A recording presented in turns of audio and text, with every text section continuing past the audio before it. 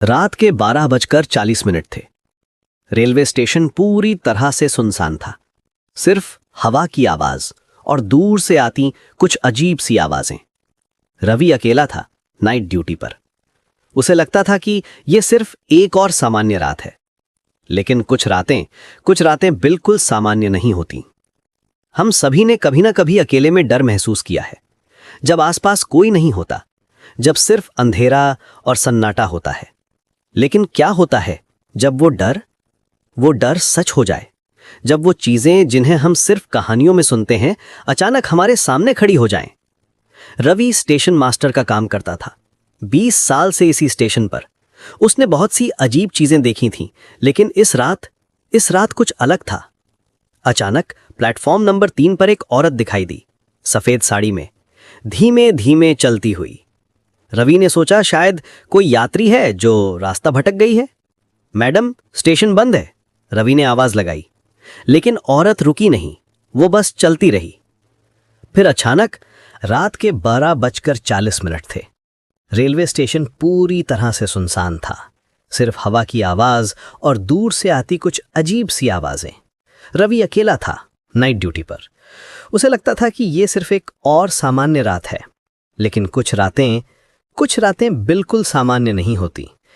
हम सभी ने कभी ना कभी अकेले में डर महसूस किया है, जब आसपास कोई नहीं होता, जब सिर्फ अंधेरा और सन्नाटा होता है। लेकिन क्या होता है जब वो डर सच हो जाए, जब वो चीजें जिन्हें हम सिर्फ कहानियों में सुनते हैं अचानक हमारे सामने खड़ी हो जाएं। रवि स्टेशन मास्टर का काम करता था। 20 साल से इसी स्टेशन पर उसने बहुत सी अजीब चीजें देखी थीं, लेकिन इस रात कुछ अलग था। अचानक प्लेटफॉर्म नंबर 3 पर एक औरत दिखाई दी, सफेद साड़ी में, धीमे धीमे चलती हुई।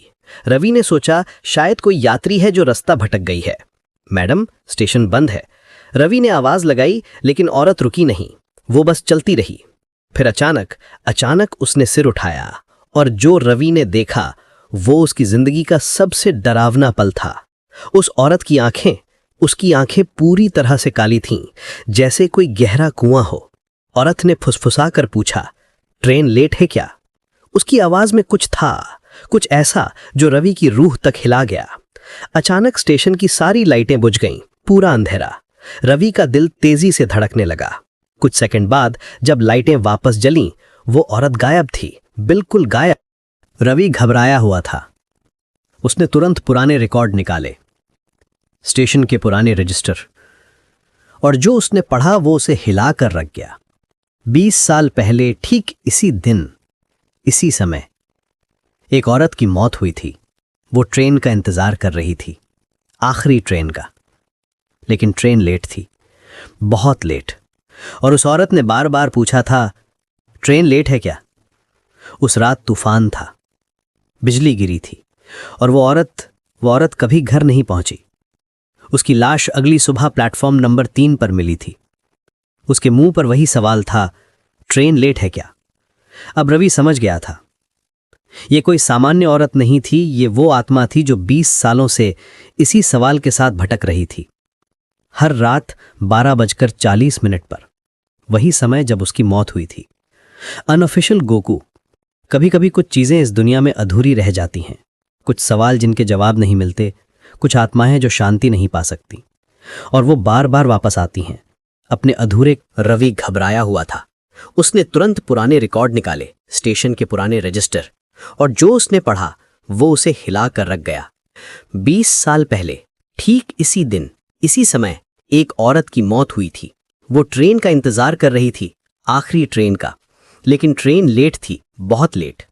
और उस औरत ने बार बार पूछा था, ट्रेन लेट है क्या?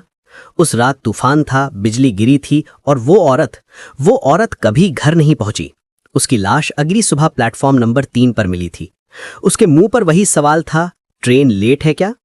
अब रवि समझ गया था, ये कोई सामान्य औरत नहीं थी, ये वो आत्मा थी जो 20 सालों से इसी सवाल के साथ भटक रही थी। हर रात 12:40 पर, वही समय जब उसकी मौत हुई थी। अनऑफिशियल गोकू, कभी कभी कुछ चीजें इस दुनिया में अधूरी रह जाती हैं, कुछ सवाल जिनके जवाब नहीं मिलते, कुछ आत्माएं जो शांति नहीं पा सकती, और वो बार बार वापस आती हैं अपने अधूरे काम पूरे करने के लिए। आज भी अगर आप रात के 12:40 पर उस स्टेशन से गुजरें तो आपको एक धीमी सी आवाज सुनाई देगी, ट्रेन लेट है क्या? और अगर ये आवाज आपके पीछे से आए तो समझ लेना कि अब आप अगली कहानी हो, क्योंकि कुछ सवाल हमेशा के लिए गूंजते रहते हैं। तो अगली बार जब आप किसी सुनसान जगह पर अकेले हों और कोई अजीब सी आवाज सुनाई दे, तो याद रखिएगा कि कुछ चीजें इस दुनिया में सिर्फ कहानियां नहीं हैं,